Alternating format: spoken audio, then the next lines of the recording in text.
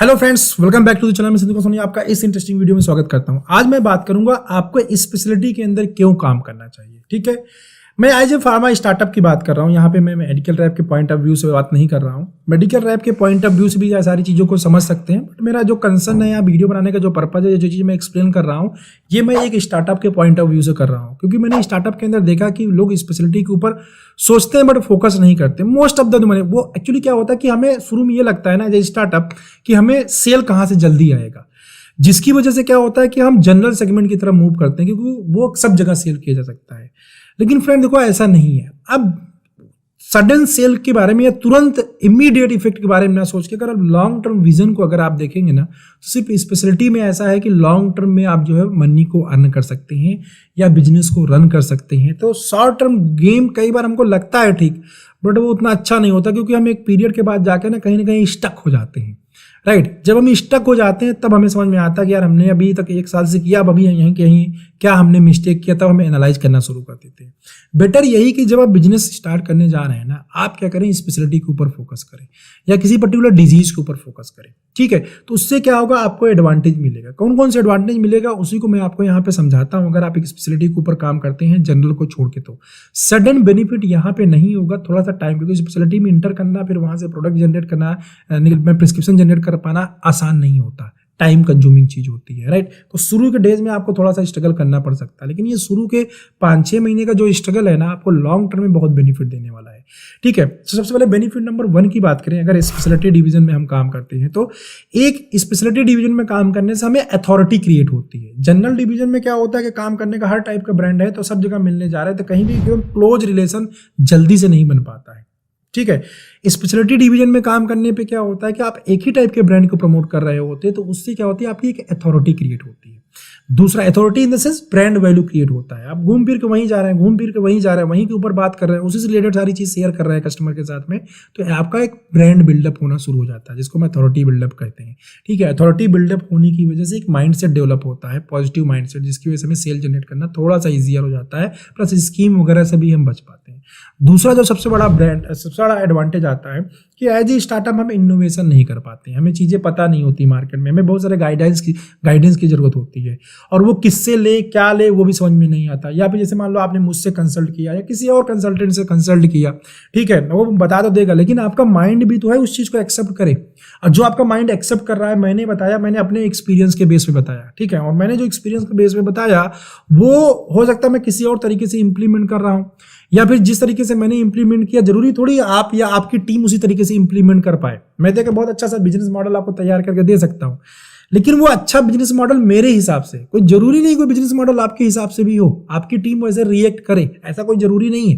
Right, तो इससे अगर आप एक ही स्पेशलिटी के अंदर फ्रेंड काम कर रहे हैं, तो उससे क्या होगा कि आपको ना उस स्पेशलिटी की प्रॉब्लम समझ में आएगी।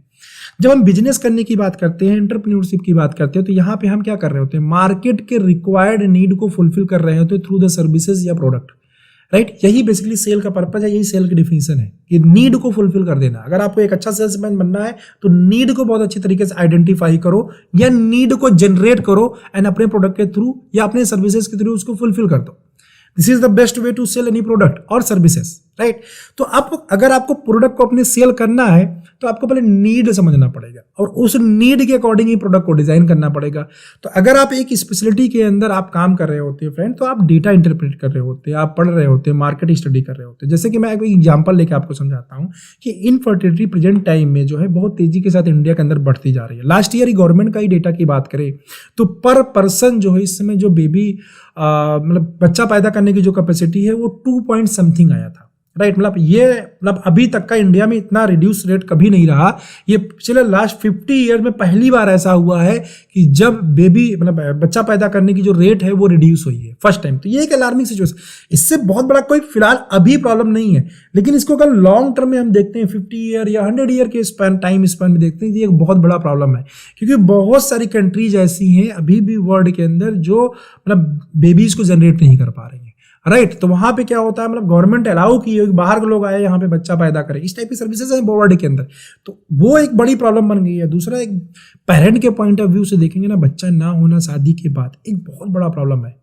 राइट। अगर आप पेरेंट नहीं है तो आप इस चीज़ को शायद उतनी अच्छी तरीके से नहीं समझ पाएंगे, उस पेन को नहीं समझ पाएंगे, लेकिन अगर आप पेरेंट है ना, आप बच्चे के बाप हैं, तो आप इस पेन को बहुत अच्छे तरीके से समझ सकते हैं कि इससे बड़ा कोई पेन नहीं है, ठीक है। या फिर एक बेबी हो जाना, फिर दूसरा बेबी का ना होना, जिसके अंदर शायद पीसीओडी इन्वॉल्व हो सकता है, इरेगुलर पीरियड्स इन्वॉल्व हो सकते हैं, and different hormonal changes involve हो सकते हैं, ठीक है। मतलब एक बेबी होने के बाद दूसरा बेबी ना होने के भी बहुत सारे रीजंस हो सकते हैं। तो जब आप इस सेगमेंट के अंदर घुसेंगे, मैं आपको इनफर्टिलिटी का एग्जांपल लेके बता रहा हूँ, मेल एंड फीमेल दो टाइप की इनफर्टिलिटी होती है, दोनों में बहुत सारे सेगमेंटेशन है। तो आपको ना वहां से बहुत सारा लर्निंग मिलेगा, वहां से बेबी ना होने के बहुत सारे रीजंस मिलेंगे, डॉक्टर से कम्युनिकेट करके, कुछ रिसर्च पेपर पढ़ के, कुछ इंटरनेट पे। अब जो ये सम जो है आप अपने एक स्टोरी के फॉर्म में अपने कस्टमर के साथ शेयर करते हैं, चाहे वो डॉक्टर हो या फिर आपका मेडिकल रिप्रेजेंटेटिव हो, राइट। तो ये जो स्टोरी होती है ना, क्योंकि आपकी स्टोरी रियल फैक्ट में बनी है, आपकी जो डिटेलिंग स्टोरी रियल फैक्ट है, तो उसकी वजह से जो कन्वर्जन रेशियो होता है वो काफी इंक्रीज कर जाता है। अंडरस्टैंड, ये आप डाइवर्सिटीफाई, जो आपने अपना पोर्टफोलियो डाइवर्सिफाई किया है ना, वहां ये चीज नहीं कर पाएंगे। अंडरस्टैंड, सबको थोड़ा थोड़ा पढ़ने की कोशिश करेंगे, और इधर आप फोकस करके करेंगे। जब फोकस करके काम करेंगे तो ये सेल जल्दी से डिस्टर्ब नहीं होती है। एक कोई डॉक्टर लिख रहा है, जल्दी से बंद नहीं करेंगे। जनरल सेगमेंट में क्या आज लिख रहा है कल नहीं लिखेगा। स्पेशलिटी में अगर आप कॉन्सेप्ट सही तरीके से कन्वे कर ले गए ना, और ब्रांड आपका काम कर गया वहां पे, तो वो ब्रांड आपका जल्दी से बंद नहीं होगा। और जब आपको प्रॉब्लम समझ में आ गई ना, तो आप एक बहुत अच्छा कॉम्बिनेशन मार्केट के अंदर लेके आ सकते हैं, खासतौर पर न्यूट्रास्यूटिकल कॉम्बिनेशन, आयुर्वेदिक कॉम्बिनेशन। तो वो इनफर्टिलिटी की अगर बात करें या क्रोनिक सेगमेंट की डिजीज की बात करें, तो इसमें आयुर्वेदा न्यूट्रास्यूटिकल बहुत अमेजिंग रोल मतलब प्ले कर रहे हैं, और रिजल्ट भी शो कर रहे हैं। तो वहां पे जाके आप काम करके मोनोपोली क्रिएट कर सकते हैं, राइट। इसके बाद क्या होता है, एक ही सेगमेंट के अंदर काम करने से आपको जो बेनिफिट मिलता है वो होता है नॉलेज एम्पावरमेंट। चाहे आप हो या आपकी टीम हो, आप अपनी टीम को, भाई अगर आपको गायनिक प्रोडक्ट सेल करना है तो मेंस्ट्रुएशन समझना पड़ेगा। अब हर बार वही मेंस्ट्रुएशन के ऊपर, हर बार वही हार्मोन्स के ऊपर, हर मीटिंग के अंदर, हर प्रोडक्ट के अंदर वही चीज बात करेंगे। गायनिक अगर फीमेल्स की बात करें, 90% रिप्रोडक्टिव हेल्थ से रिलेटेड प्रॉब्लम होती है, तो हर बार वही बात करें तो आप कि जो टीम मेट्स है, नॉट ओनली यू, आपका जो टीम मेट्स है उसका भी नॉलेज बहुत ज्यादा एम्पावर हो जाता है।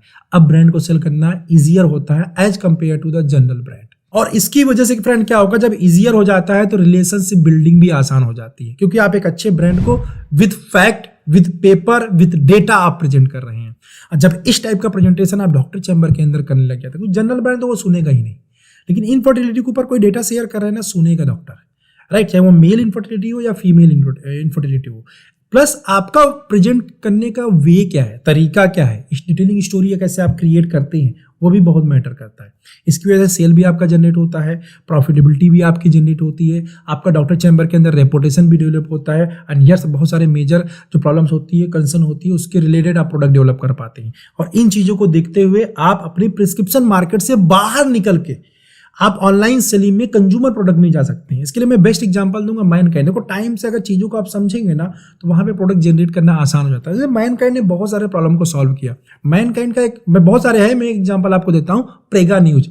प्रेगा न्यूज से पहले ना प्रेगनेंसी को चेक करना बहुत ही डिफिकल्ट प्रोसेस था। ब्लड देना पड़ता था टेस्ट होने के लिए, फिर ब्लड रिपोर्ट एक दिन के बाद आती थी, ठीक है। ये भी इतना बड़ा प्रॉब्लम नहीं था, एक दिन तो वेट कर ही सकते थे, लेकिन प्रॉब्लम तब और बड़ी बन जाती थी जब कोई अनमैरिड फीमेल जाके अपना ब्लड टेस्ट देती थी और चेक कराती थी, तो उसको रीजन देना पड़ता था, पूरा जस्टिफिकेशन देना पड़ता था, राइट। ये अपने आप में बहुत बड़ा प्रॉब्लम था, जिसको सिर्फ 2 मिनट में कन्वर्ट करके प्रेगा न्यूज को बहुत बड़ा ब्रांड बना दिया मैनकाइंड ने, राइट।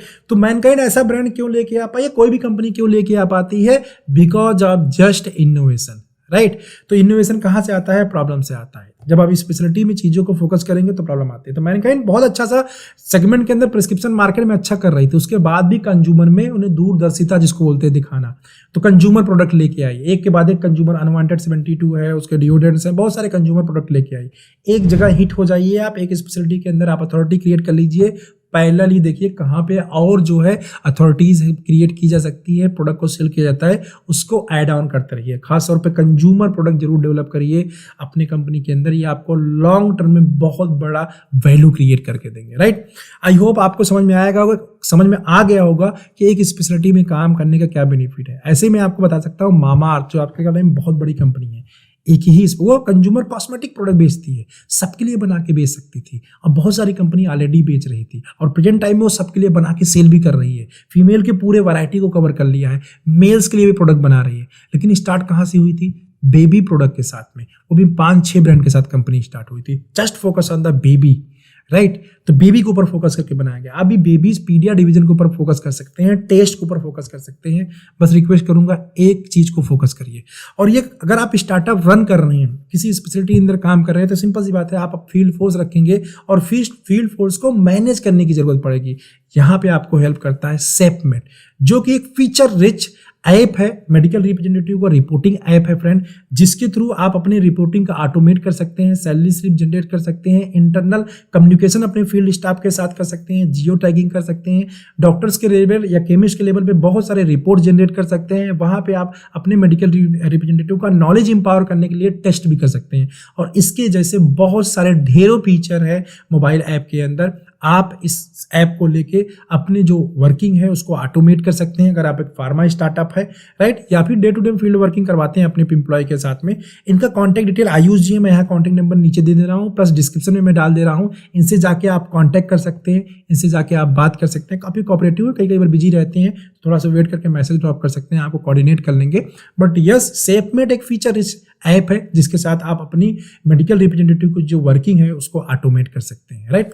आई होप आपको ये वीडियो अच्छा लगा होगा फ्रेंड। मिलता हूं आपको ऐसी किसी इंटरेस्टिंग वीडियो में नेक्स्ट टाइम। तब तक के लिए आप चैनल को लाइक कर दीजिए, सब्सक्राइब कर दीजिए अगर नहीं किया है तो, और बेल आइकॉन को हिट कर दीजिए ताकि सारे वीडियोज को नोटिफिकेशन आपको मिलता रहे। बाय।